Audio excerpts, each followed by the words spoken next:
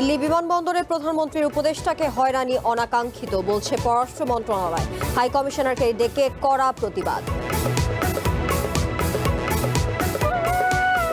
সাবেক আইজিপি বেনজিরকে কুখ্যাত সন্ত্রাসী বললেন চিফ প্রসিকিউটর। 10টি অপরাধে সম্পৃক্ততা পাওয়ার দাবি।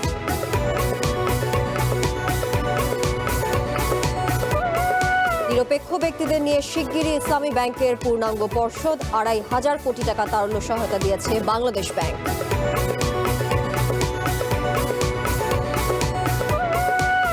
ফ্যামিলি কার্ড বিতরণে কোনো দলীয় ব্যক্তিকে সম্পৃক্ত করা হবে না। নারীদের জীবনমান উন্নয়নের মূল্যায়ন হবে, জানালেন অর্থমন্ত্রী। অবশেষে শান্তি চুক্তিতে পৌঁছেছে আমেরিকা ও ইরান। শুক্রবার স্বাক্ষরের আনুষ্ঠানিকতা। বিশ্ববাজারে কমেছে জ্বালানি তেলের দাম।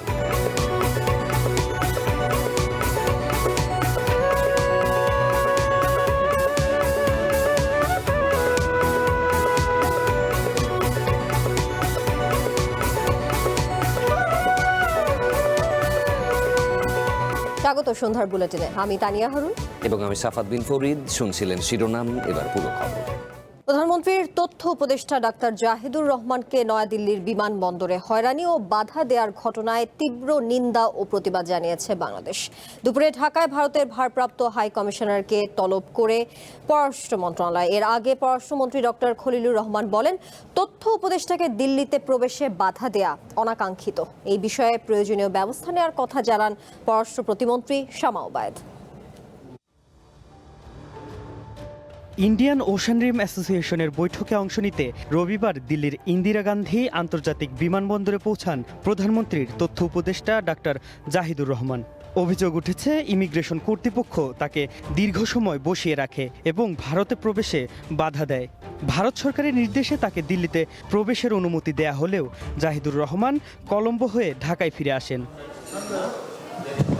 কূটনৈতিক তথ্য থাকার পরও ডাক্তার জাহেদের ভারতে প্রবেশ নিয়ে সৃষ্ট এই জটিলতাকে অনাকাঙ্ক্ষিত ও দুঃখজনক বলে মন্তব্য করেছেন পররাষ্ট্রমন্ত্রী ডক্টর খলিলুর রহমান। একই মন্তব্য পররাষ্ট্র প্রতিমন্ত্রীরও। এটা একটা অনাকাঙ্ক্ষিত ঘটনা, আপনি যেটা বললেন দুঃখজনকও বটে। এই বিষয়ে পররাষ্ট্র মন্ত্রণালয় যথোপযুক্ত ব্যবস্থা নিচ্ছে এবং আজকে দিন শেষে আমরা এই বিষয়ে আপনাদেরকে জানাবো। মন্ত্রণালয় এটা খোঁজ খবর নিচ্ছে, ইন্ডিয়ার সাথে কথা বলছে। আমরা পুরো ঘটনাটা জেনে অবশ্যই যদি কোনো অ্যাকশন নেওয়ার থাকে আমরা সেই পদক্ষেপ আমরা নিব। দিল্লির এই ঘটনায় সোমবার দুপুরে ঢাকায় নিযুক্ত ভারতের ভারপ্রাপ্ত হাইকমিশনার পাওয়ান বারেকে তলব করে তীব্র প্রতিবাদ ও নিন্দা জানায় পররাষ্ট্র মন্ত্রণালয়। Mahmudul Hasan, one News, Dhaka. পুলিশের সাবেক মহাপরিদর্শক বেনজির আহমেদকে কুখ্যাত সন্ত্রাসী আখ্যা দিয়ে তাকে বিচারের মুখোমুখি করার হুঁশিয়ারি দিয়েছেন আন্তর্জাতিক অপরাধ ট্রাইব্যুনালের চিফ প্রসিকিউটর। তিনি জানিয়েছেন, এই ট্রাইব্যুনালেই তার বিরুদ্ধে 3টি মামলায় গ্রেপ্তারি পরোয়ানা আছে। যদিও তাকে দেশে ফেরত আনা সহজ হবে কিনা তা নিয়েও সংশয় প্রকাশ করেছেন কোনো আইনজীবী। বেনজির আহমেদ ছিলেন পুলিশ মহাপরিদর্শক, দায়িত্ব পালন করেছেন র্যাবের মহাপরিচালক হিসেবেও। যদিও সেসব পরিচয় ছাপিয়ে তিনি আলোচিত হয়েছিলেন রাজনৈতিক বক্তব্য এবং নানা রকম বিতর্কিত কর্মকাণ্ডে। মানবাধিকার লঙ্ঘনের অভিযোগে আমেরিকার নিষেধাজ্ঞার আওতায়ও পড়েন বেনজির আহমেদ। অবসরের পর তার বিরুদ্ধে দুর্নীতি, ক্ষমতার অপব্যবহার ও অবৈধ সম্পদ অর্জনের নানা খবর প্রকাশিত হয়। এক পর্যায়ে দেশ ছেড়ে যান সাবেক এই প্রভাবশালী পুলিশ কর্মকর্তা। গত শুক্রবার দুবাইয়ে গ্রেপ্তার হন বেনজির আহমেদ। এমন খবর প্রকাশিত হওয়ার পরে নতুন করে আলোচনায় আসেন পুলিশের এই সাবেক আইজি। আন্তর্জাতিক অপরাধ ট্রাইব্যুনালের প্রসিকিউশন বলছে, মতিঝিলের শাপলা চত্বর হত্যাকাণ্ড, কক্সবাজারের একরামুলের ক্রসফায়ার এবং গুম ও অপহরণ সহ অন্তত 10টি অপরাধে বেনজিরের সম্পৃক্ততা মিলেছে। ট্রাইব্যুনালের চিফ প্রসিকিউটর বলেন, বেনজির আহমেদকে দেশে ফিরিয়ে আনা হলে তাকে ট্রাইব্যুনালে হাজির করা হবে। বেনজির আহমেদের মতো একটা কুখ্যাত সন্ত্রাসী, কুখ্যাত অপরাধীকে দুবাই সরকার কোনোভাবে আশ্রয় এবং প্রশ্রয় দিবে না। তিনি শুধু শাপলা চত্বরের মাস্টার মাইন্ড না, তার বিরুদ্ধে আমাদের ওখানে 10টির মতো মামলা আমরা কিন্তু ইনভেস্টিগেশন করে যাচ্ছি এবং প্রত্যেকটার সাথে তার কানেকশন আছে। তার বিচারের ব্যাপারে আমাদের ট্রাইব্যুনাল সর্বোচ্চ কঠোর হস্তে এই বিচারটি সম্পন্ন করা হবে। যদিও আরব আমিরাতের সাথে বাংলাদেশের বন্দি বিনিময় চুক্তি না থাকায় বেনজির আহমেদকে ফেরানোর প্রক্রিয়া জটিল বলে মনে করেন সুপ্রিম কোর্টের এই আইনজীবী। তার যে দেশে নাগরিকত্ব আছে ওই সমস্ত দেশে যদি আবার যাওয়ার চেষ্টা করেন কোনো কারণে কোনো কিছু, সেই প্রক্রিয়াটাও সম্পন্ন করে আনতে হবে। এখানে আসলে বিষয়টা নির্ভর করছে আরব আমিরাতের সরকারের উপর বিশেষ করে। দুর্নীতি দমন কমিশনের মামলায় সংযুক্ত আরব আমিরাতে গ্রেপ্তার হয়েছেন বেনজির আহমেদ। সরকার বলছে তাকে দেশে ফিরিয়ে আনার চেষ্টা চলছে। Rakibul Rahat, One News, Dhaka. জুলাই অভ্যুত্থানের রাজধানীর রামপুরায় কার্নিশে ঝুলে থাকা এক তরুণকে গুলি করা সহ দুজনকে হত্যার ঘটনায় মানবতাবিরোধী অপরাধের মামলার রায় ঘোষণা করা হবে আগামী 28 জুন দুপুরে। আন্তর্জাতিক অপরাধ ট্রাইব্যুনাল 1-এর বিচারিক প্যানেল রায়ের তারিখ ঘোষণা করে। এই মামলায় ডিএমপির সাবেক কমিশনার হাবিবুর রহমান সহ আসামি 5 জন। এর মধ্যে গ্রেফতার আছেন রামপুরা পুলিশ ফাঁড়ির সেই সময়ের এএসআই চঞ্চল চন্দ্র সরকার। মামলার রায়ের জন্য দিন ঠিক ছিল এই বছরের 4 মার্চ। তবে প্রসিকিউশন নতুন করে ডিজিটাল এভিডেন্স জমা দেয় আবারও শুরু হয় কিছু সাক্ষ্য কার্যক্রম। সোমবার মামলাটি যুক্তিতর্ক উপস্থাপন শেষে রায়ের দিন ঠিক করে ট্রাইব্যুনাল।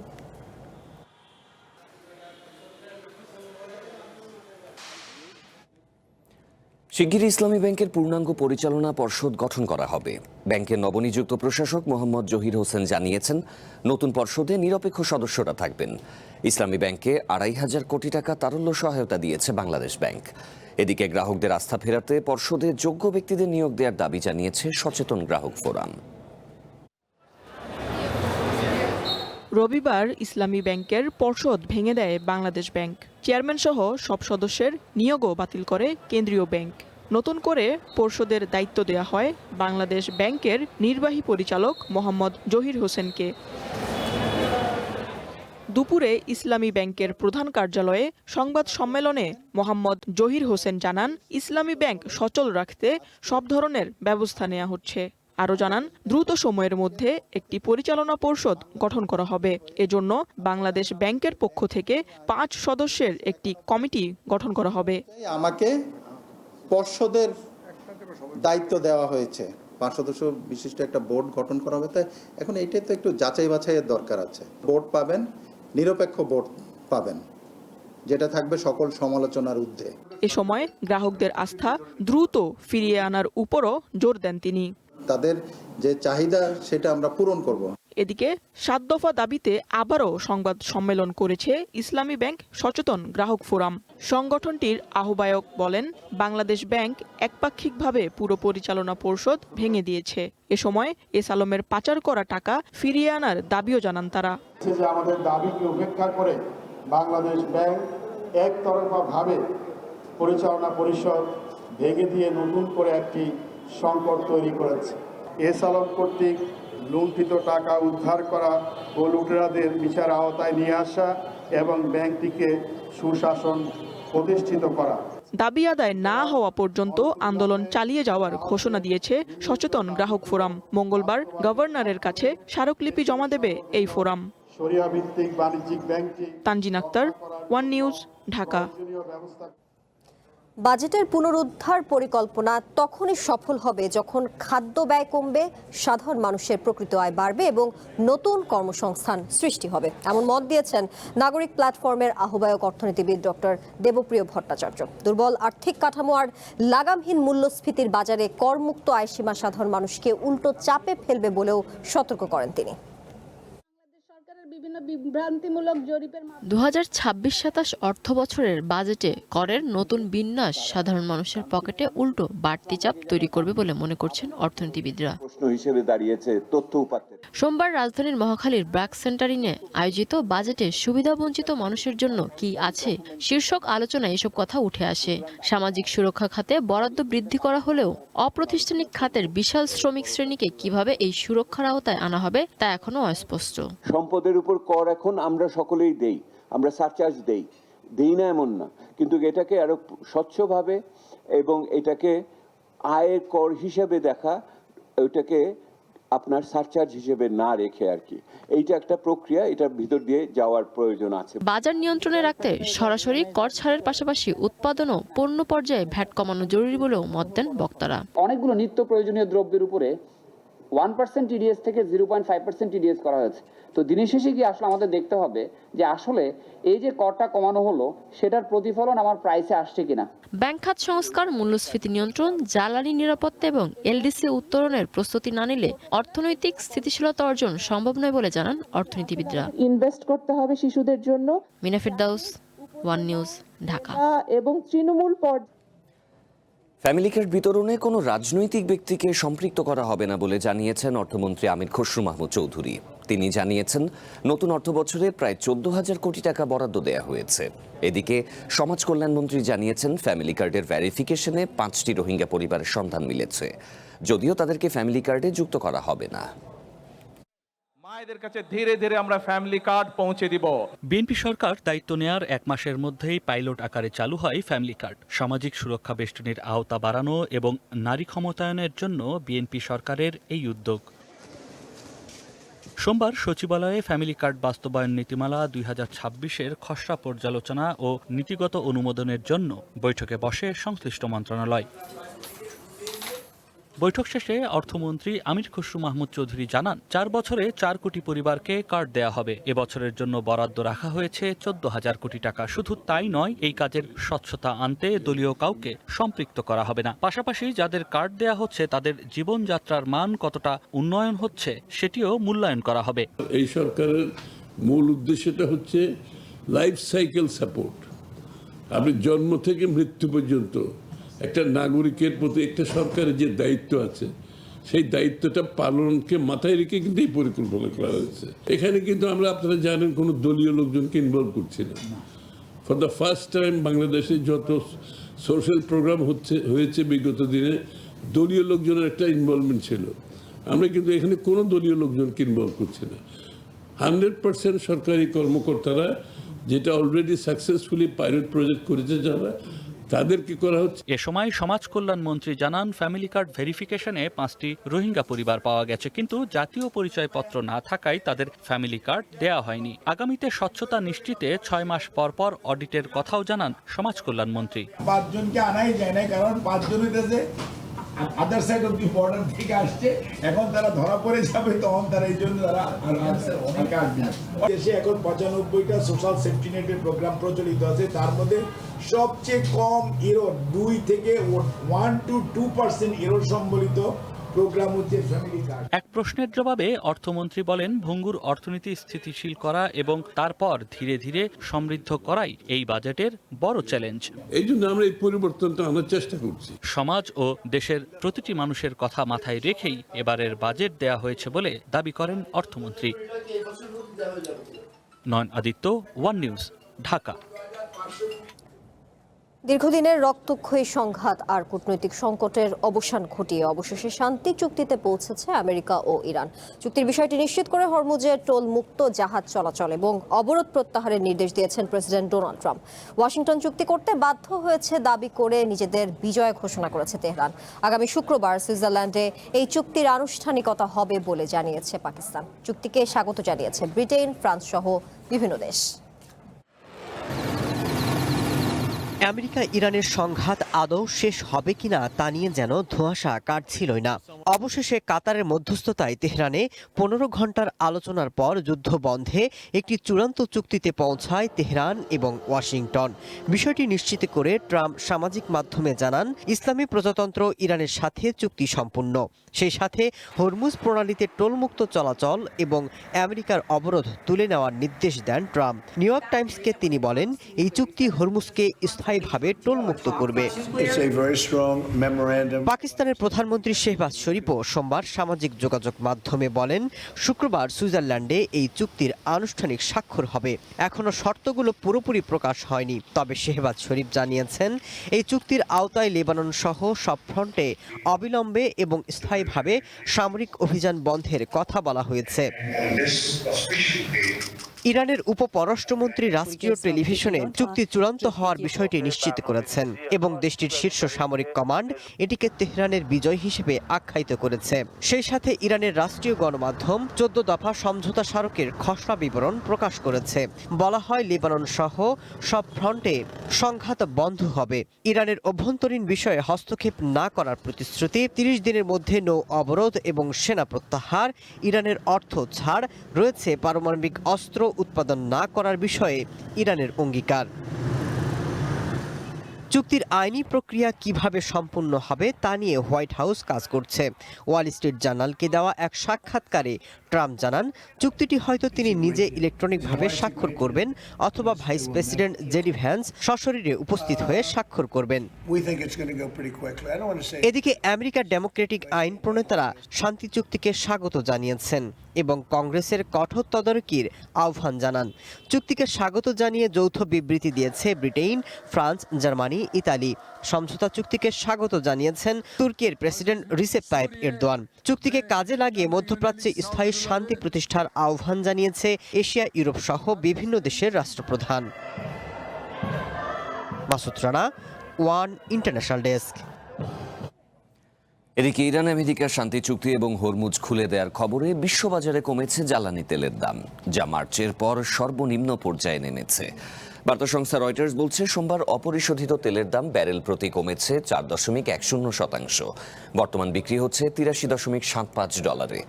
একই সময়ে আমেরিকার অপরিশোধিত তেলের দাম কমে দাঁড়িয়েছে $80.87। এদিকে শেয়ার বাজারেও শান্তি চুক্তির ইতিবাচক প্রভাব পড়েছে। এশিয়ার প্রধান শেয়ার বাজারগুলোতে বড় উত্থান দেখা গেছে। সোমবার সকালে লেনদেন শুরুর পরপরই জাপানের নিক্কেই সূচকে 5% বেশি বেড়ে যায়। একই সময়ে দক্ষিণ কোরিয়ার কসপি সূচক 5.7% বেড়েছে। অর্থনীতিবিদরা বলছেন, সমঝোতার খবরে কয়দিন ধরেই বাজারে ইতিবাচক ধারা বইতে শুরু করে। চূড়ান্ত চুক্তি নিশ্চিতের পর বিনিয়োগকারীদের আস্থা আরও বেড়েছে।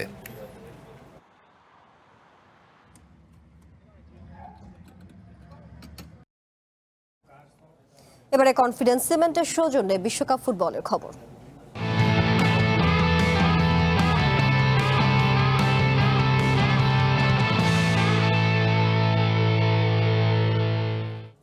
কেপ ভার্দের বিপক্ষে বিশ্বকাপ মিশন শুরু করতে যাচ্ছে hot favourite Spain.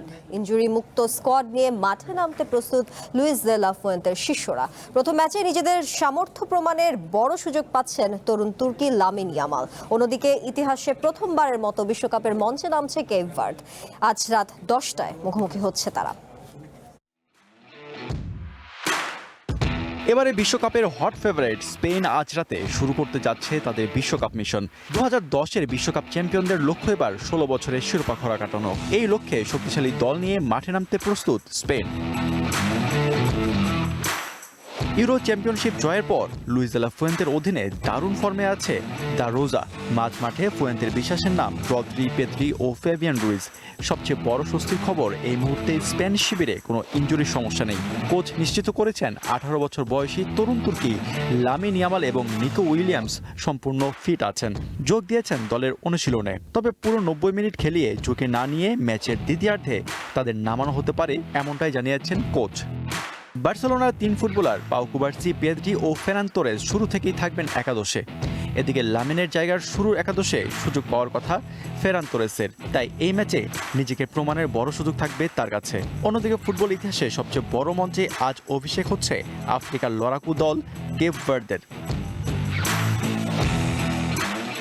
The blue sharks নামে পরিচিত দলটি কোচ বুবিস্তার অধীনে গোছানো এবং কৌশলগত ফুটবল খেলে বিশ্বকাপের মঞ্চে উঠে এসেছে। দলটির প্রধান ভরসা অধিনায়ক রায়ান মেন্দেস, যিনি স্পেনের রক্ষণভেদ করে খেলার মোমেন্টাম পরিবর্তন করতে সক্ষম। কাতার ও হাইতির মতো আন্ডারডগরা ইতোমধ্যে এই বিশ্বকাপে চমক দেখিয়েছে, যা এই ম্যাচে কেপ ভার্দেকে বাড়তি অনুপ্রেরণা যোগাবে। কাগজে কলমে স্পেন পরিষ্কার ব্যবধানে ফেভারিট হলেও বিশ্ব মঞ্চে উদ্বোধনী ম্যাচগুলো কখনোই সহজ হয় না। 2022 বিশ্বকাপে প্রথম ম্যাচে কোস্টারিকাকে 7-0 গোলে হারিয়েও শেষ 16তে মরক্কোর কাছে বিদায় নিতে হয়েছিল স্পেনকে। তাই এবার কেবল বড় জয় নয়, বরং শুরু থেকেই সুশৃঙ্খল ফুটবল খেলে গোল ব্যবধান বাড়িয়ে রাখাই লক্ষ্য হবে লুইস দে লা ফুয়েন্তের শিষ্যদের। 1-on-1 ড্রিবলিংয়ে সেরা ইয়ামালের আক্রমণ বনাম কেপ ভার্দের জমাট রক্ষণ, সব মিলিয়ে আজ একটি দারুণ লড়াই দেখার অপেক্ষায় ফুটবল প্রেমী। কর্মীরা। আটালান্টার মার্সিডিজ বেঞ্চ স্টেডিয়ামে আজ বাংলাদেশ সময় 10টায় মুখোমুখি হবে গ্রুপ এইচ এর এই দুই দল। আশফাক সিয়াম, ওয়ান স্পোর্টস ডেস্ক। ফুটবল বিশ্বকাপটা 48 দলের হলেও বাংলাদেশে বিশ্বকাপ যেন শুধুই ব্রাজিল আর আর্জেন্টিনার। সেলেসাও আলবিসেলেস্তেদের ফুটবল উন্মাদনা বাংলাদেশের শহর থেকে গ্রাম ছড়িয়ে পৌঁছে গেছে প্রত্যন্ত অঞ্চলেও। মোটরসাইকেল শোভাযাত্রা আর খুনসুটিতে উৎসব মুখর খাগড়াছড়ি।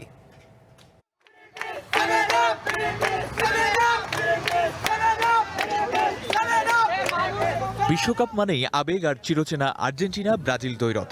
পাহাড়েও ছড়িয়েছে ফুটবল উন্মাদনা। আর তাই প্রিয় দল ব্রাজিলের প্রতি ভালোবাসা জানাতে খাগড়াছড়িতে বর্ণাঢ্য শোডাউন করেছেন সমর্থকরা। আর এই আয়োজনে আর্জেন্টিনা ও ব্রাজিল সমর্থকদের মজার খুনসুটিও আরও বাড়িয়ে দিয়েছে ফুটবলের আনন্দ। আমরা চাই এবার ব্রাজিল ওয়ার্ল্ড কাপ নেক, 2026 সালে যেন ব্রাজিল ওয়ার্ল্ড কাপ নিতে পারে, সেই জন্য আমরা জানিয়ে ব্রাজিল সমর্থকদের আমরা এখানে এসেছি। ব্রাজিল সমর্থকদের কারণে আমরা এটা শুনে মাটির জায়গা থেকে 20-25 কিলোমিটার পাড়ি দিয়ে চলে এসেছি, কারণ আমরা ব্রাজিলকে ভালোবাসি, ব্রাজিলকে সমর্থন করি। বিশ্বকাপ সিজন আসলে আমার বন্ধুরা কি হয়, সেভেন আপ হয়ে যায়। এখন কি করছি, জার্সি পরে নাই, যদি মাইট দেয়। দুপুর গড়াতেই আশপাশের উপজেলা থেকে মোটরসাইকেল নিয়ে জেলা শহরের টেঙ্গি স্কয়ারে জড়ো হতে থাকে ব্রাজিল সমর্থকরা। কারো গায়ে সেলেসাওদের হলুদ জার্সি, কারো হাতে উঠছে সবুজ হলুদ পতাকা। সন্ধ্যা নামার আগে মোটরসাইকেল সহ ব্যাটারি চালিত অটোরিকশার বহর নিয়ে শহরের প্রধান প্রধান সড়ক প্রদক্ষিণ করে তারা। মোটরসাইকেলের হর্ন আর সমর্থকদের উল্লাসে মুখর হয়ে ওঠে পুরো শহর। ছিল আর্জেন্টিনা ব্রাজিল সমর্থকদের মধ্যে আনন্দ আর বন্ধুত্বপূর্ণ খুনসুটিও।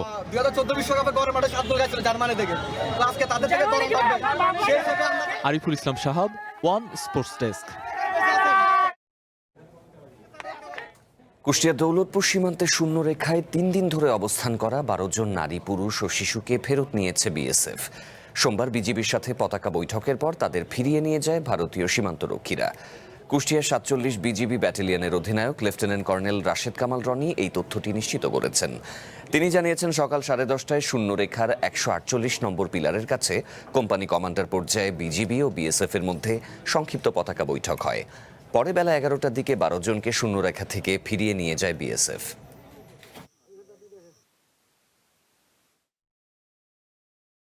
বিএসএফ এর একজন অফিসার প্রতিনিধি এবং আমাদের একজন অফিসার প্রতিনিধি উপস্থিত ছিলেন এবং এই ফ্ল্যাগ মিটিংটা অন দ্য স্পট হয়েছে। যেখানে 12 জন লোক আটকে ছিল ঠিক সেখানেই হয়েছে। সেখানে ফ্ল্যাগ মিটিংয়ের সিদ্ধান্তে আমরা জানাই যে পুশিং আমরা কোনোভাবে অ্যাকসেপ্ট করব না। এদেরকে পুশিং করা হয়েছে। আমরা এই লোকজনকে আমাদের বাংলাদেশের অভ্যন্তরে কোনোভাবেই অনুপ্রবেশ করতে দিব না। স্বাস্থ্যমন্ত্রীকে কোনো টাকা দেওয়ার চেষ্টা করা হয়নি বলে দাবি করেছেন আদ্দিন ফাউন্ডেশনের নির্বাহী পরিচালক ডাক্তার শেখ মহিউদ্দিন। বিকালে সংবাদ সম্মেলনে তিনি বলেন, আদ্দিন হাসপাতালের লাইসেন্স বাতিলের মধ্য দিয়ে অন্য হাসপাতালগুলোতে পরিবর্তন এলে সরকারের পদক্ষেপে তারা খুশি। তবে লাইসেন্স বাতিলের বিরুদ্ধে আগামীকাল আপিল করার কথাও জানান শেখ মহিউদ্দিন। 30 দিনের মধ্যে যে আপিল করার কথা, আমরা আশা করতেছি আগামীকালকে আমরা একটা আবেদন করব মন্ত্রণালয়ে, মানে আমাদের দরখাস্ত লেখা হয়েছে, আগামীকাল আমরা আবেদন করব। এটা 30 দিনের মধ্যে যেটা করার কথা। আমি এই উত্তর দিতে চাই না। মন্ত্রী সাহেবের কাছে জিজ্ঞেস করেন যে এই প্রুফটা ওনাকে দেখাতে। আমি তার পিছনে টাকা নিয়ে কেন করবো? আমি কেন টাকা নিয়ে করবো? আমার কথা হলো যে আমি তার পিছনে টাকা নিয়ে করিনি।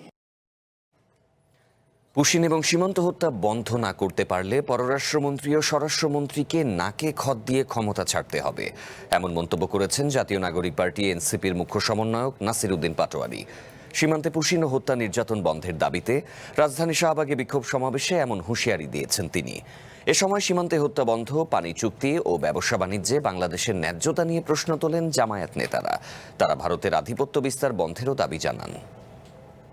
বাংলাদেশের জনগণ বিজিবির সাথে পুশিন প্রতিহত করছে, আর পার্লামেন্টের সরকার পুশিনের আলোচনা করতে দিচ্ছে না।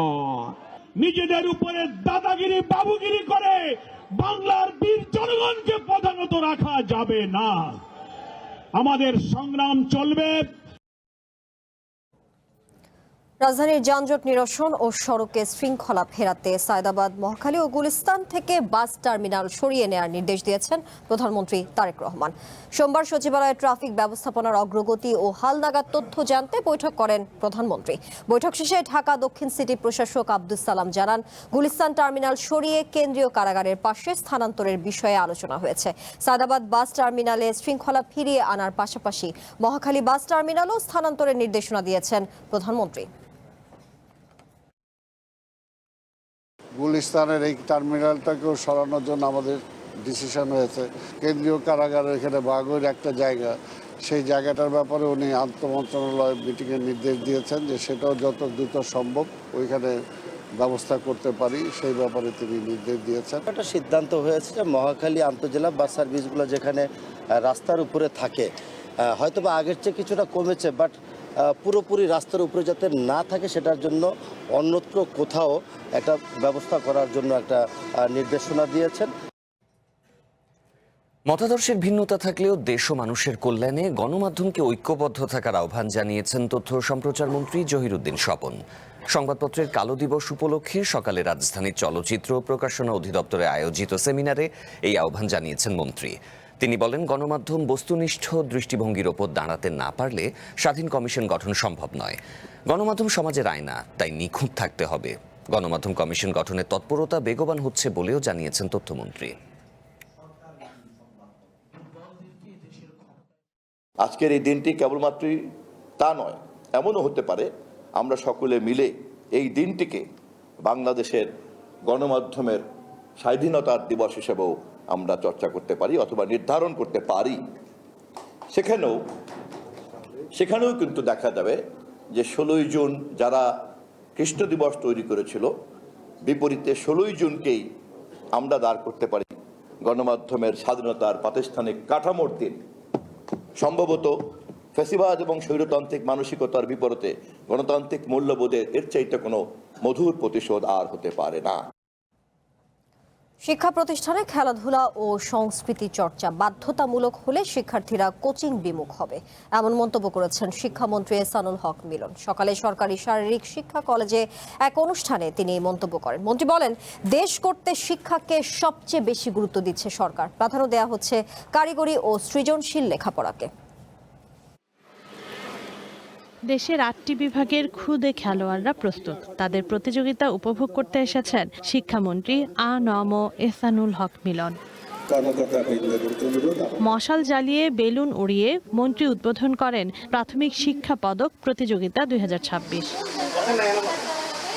উদ্বোধনী বক্তব্যে শিক্ষামন্ত্রী বলেন, দেশ গড়তে সবচেয়ে বেশি গুরুত্ব দেয়া হচ্ছে শিক্ষাকে, প্রাধান্য দেয়া হচ্ছে কারিগরি শিক্ষায়। জানান, আগামী 25 ডিসেম্বরের আগেই পৌঁছে যাবে নতুন বই। 2028 সালের শিক্ষাবর্ষ নতুন কারিকুলামে এবং নতুন সিলেবাসে শুরু হবে। আমরা ক্লাস 4 থেকে sports and culture and debate সেটা আমরা ইনক্লুড করছি।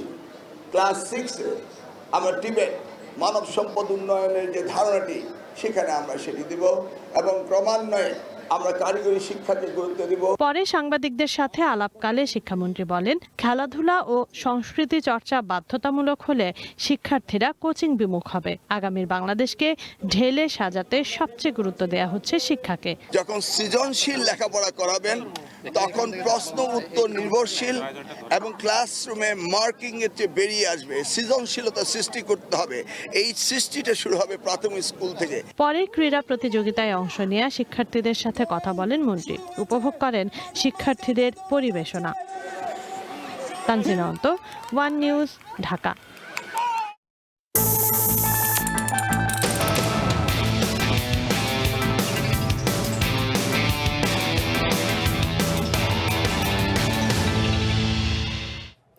স্বর্ণের বাজারে চোরাচালান ও অবৈধ লেনদেন কমাতে বাজেটে ভ্যাট কমানোর প্রস্তাব করা হয়েছে।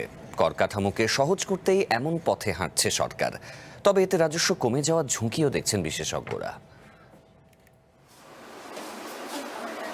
শখ কিংবা বিশেষ কোনো উপলক্ষ, স্বর্ণের অলংকারের কদর রয়েছে সব শ্রেণীর মানুষের কাছেই। তবে অলংকার কেনায় এতদিন ভ্যাট নিয়ে ছিল কিছু জটিলতা। প্রস্তাবিত বাজেটে সে জটিলতা দূর করার পাশাপাশি কর হারও কিছুটা কমিয়েছে সরকার। ৫% হারে ভ্যাট আরোপের পরিবর্তে প্রস্তাব করা হয়েছে ভরিতে ২৫০০ টাকা। অর্থাৎ স্বর্ণের দাম বাড়ুক বা কমুক স্থির থাকবে ভ্যাটের অঙ্ক। আর উৎসে কর ৫% থেকে কমিয়ে প্রস্তাব করা হয়েছে ০.৫%। আগে ছিল 5%, তাতে আপনার প্রতি ভরিতে প্রায় 10 থেকে 12,000 টাকা ভ্যাট চলে আসতো। পাবলিকলি আসলে দোকানদারের কোনো তো এটা লাভ লসের ব্যাপার না, ব্যাপারটা তো আসলে কাস্টমারের। এখন ২.৫% করাতে কাস্টমার আমরা আশা করতেছি যে ভালো পাবো।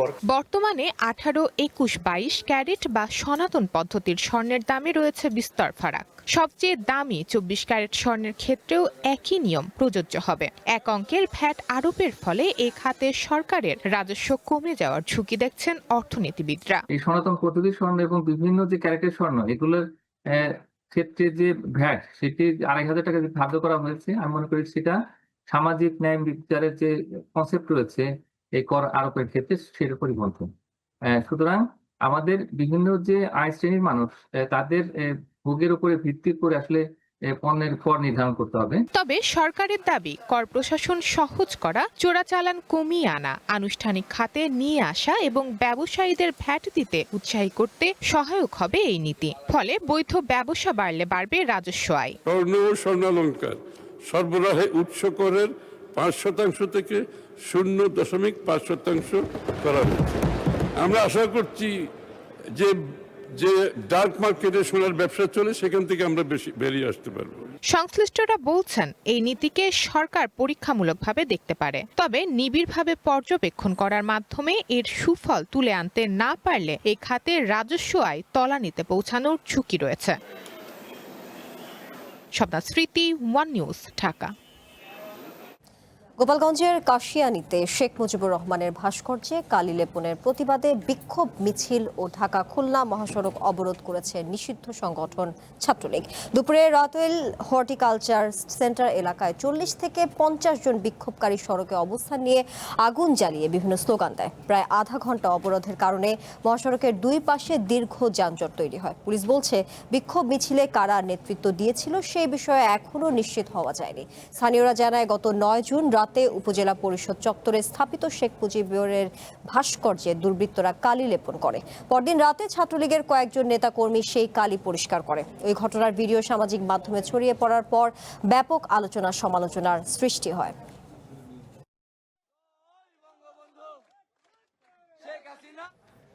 মাদারীপুরে আধিপত্য বিস্তারকে কেন্দ্র করে দুই পক্ষের সংঘর্ষে ১৪ জন আহত হয়েছেন।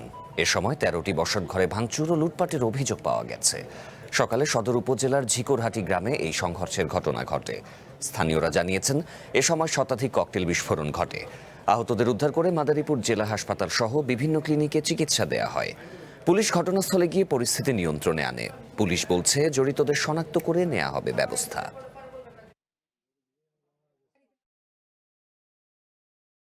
দুইটা গ্রুপ তাদের আধিপত্য বিস্তারকে কেন্দ্র করে তারা মুখোমুখি হয়। এই সংবাদ পেয়ে আমাদের থানা পুলিশ, আমাদের ডিবি টিম, আমরা সবাই এখানে এসে দেখতে পাই দুই পক্ষ মুখোমুখি এবং তাদের মধ্যে সংঘর্ষ চলছে। তো তখন আমরা তাদের বিরুদ্ধে শক্ত অবস্থান নেই, দুই পক্ষের বিরুদ্ধে আমরা শক্ত অবস্থান নেই এবং আমাদের সর্বাত্মক প্রচেষ্টায় আমরা তাদেরকে ডিসপার্স করতে সক্ষম হই। যারা এই ঘটনার সাথে জড়িত, যারা এই সংঘর্ষে মূল হোতা, তাদেরকে ধরার জন্য আমরা অভিযান আমাদের চালানো থাকবে। আগামী ১ থেকে ১.৫ বছরের মধ্যে পেঁয়াজ উৎপাদনে স্বয়ংসম্পূর্ণ হওয়ার লক্ষ্য ঠিক করেছে সরকার, জানিয়েছেন কৃষিমন্ত্রী আমিনুর রশিদ। একই সঙ্গে কৃষি পণ্যের অপচয় বন্ধে ২০০০ সৌরবিদ্যুৎ চালিত কোল্ড স্টোরেজ নির্মাণের পরিকল্পনার কথাও জানান মন্ত্রী। রাজধানী বনানীতে বিশ্ব ব্যাংক ও সানেম আয়োজিত এক অনুষ্ঠানে তিনি আরও বলেন, দেশের ৭৫% কৃষি নির্ভর মানুষের অর্থনীতিকে শক্তিশালী করতে হলে কৃষি খাতকে উন্নত করতে হবে।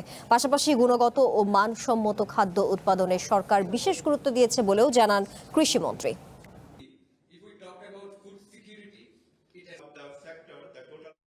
বাংলাদেশের ৭৫% মানুষ কৃষির উপর নির্ভরশীল বা সরাসরি জড়িত আছে। সুতরাং এই সরকার এবং আমি ব্যক্তিগতভাবে মনে করি ৭৫% মানুষের ইকোনমিকে যদি শক্তিশালী করতে হয়, কৃষিকে শক্তিশালী করতে হবে।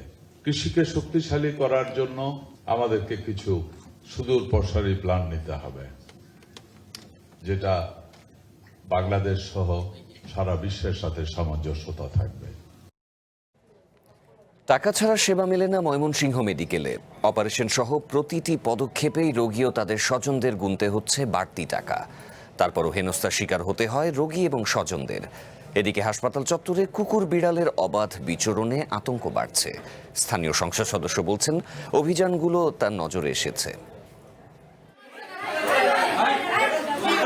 বেড নিয়ে দ্বন্দ্বের জেরে ৮ জুন ময়মনসিংহ মেডিকেল কলেজ হাসপাতালের ৭ নম্বর ওয়ার্ডে রোগীর স্বজনদের এভাবেই মারধর করেন ওয়ার্ড বয় শাহিন। অন্যদিকে সম্প্রতি রোগীর স্বজনদের কাছ থেকে গাইনি ওয়ার্ডে কর্মরত এক নারীর টাকা নেওয়ার ভিডিও সামাজিক যোগাযোগ মাধ্যমে ছড়িয়ে পড়লে শুরু হয় আলোচনা সমালোচনা। সেবা নেওয়ার জন্য জরুরি বিভাগের সামনে আসতেই প্রথমে ট্রলি বয়দের চাহিদা অনুযায়ী দিতে হয় ৫০ থেকে ৫০০ টাকা পর্যন্ত। এমনকি সিট বাণিজ্যে টাকা হাতিয়ে নিচ্ছেন আনসার সদস্যরা। শুধু তাই নয়, অপারেশন করতে খোদ চিকিৎসকদের বিরুদ্ধেও টাকা নেওয়ার অভিযোগ স্বজনদের। 500 টাকা নিচে একটা চিট দিবে, আমাকে মাটিতে শোয়ায় বলছে 1 ঘন্টা করে চিট দিবে, কিন্তু সিট দেয় নাই আমাকে। আমার বাবারে পরীক্ষা করতে নিয়ে গেছি একটা হুইল চেয়ার নিতে, আমার কাছে 200 টাকা বলছে, 200 টাকা দেও, তোমাকে নিয়ে আসতে আসবো। জরুরি ওয়ার্ড থেকে আমি দোতলা নিচে 10 নম্বরে 100 টাকা নিচে আমার কাছ থেকে। আমি 50 টাকা দিয়েছি, 50 টাকা আমার ঘরে কথা দিতে 100 টাকা দেয়। 500 টাকা লাগবে। তারপর কইছি ভাই আমি 200 টাকা দেন। আমার টেওয়াল আছে, ডাক্তার দিয়ে দিতে পারে। আর 200 টাকার মধ্যে আমার টাকা নেওয়ার অভিযোগ অস্বীকার করেছেন ট্রলি বয়রা। অন্যদিকে সিট বাণিজ্য নিয়ে ক্যামেরার সামনে কথা বলতে চাননি আনসার ক্যাম্পের ইনচার্জ। স্থানীয় সংসদ সদস্যের নজরেও এসেছে হাসপাতালের অব্যবস্থাপনা। দালালদের দৌরাত্ম্য কমিয়ে প্রান্তিক জনগোষ্ঠীর সেবা নিশ্চিতকরণের দাবি নাগরিক নেতাদের। ময়মনসিংহ হাসপাতালের যে অবস্থাটা হয়েছে সেটা উত্তরণের জন্য আপনাদের সহযোগিতা একান্তভাবে প্রয়োজন। এটা সবাই মিলে আমাদের হাসপাতাল এবং মানুষের সেবার কাজে এগিয়ে যেতে হবে। সেটা আপনারা দয়া করে সহযোগিতা করবেন, মানুষকে বুঝাবেন। অপারেশন করতে টাকা দেওয়া লাগে, সিট নিতে গেলে টাকা দিতে হয়, ট্রলি বয়কে টাকা দিতে হয়, ঔষধ নাই। সেবার মান নিশ্চিতকরণে সকল ধরনের ব্যবস্থা নেওয়ার কথা জানিয়েছেন হাসপাতালটির পরিচালক। রোগীরা যেন সর্বোচ্চ সেবাটুকু পায়, এই জন্য আমরা আমাদের কর্তৃপক্ষ থেকে আমরা যে কাজ করতেছি সেটা হলো যেন অপেক্ষার টাইম কমে যায় এবং রোগীরা যেন সব ধরনের ওষুধপত্র পায়। 1000 শয্যার ময়মনসিংহ মেডিকেল কলেজ হাসপাতালে প্রতিদিন গড়ে প্রায় 4000 রোগী ভর্তি থাকেন। আউটডোরে সেবা নেন 6 থেকে 7000 রোগী। One national desk.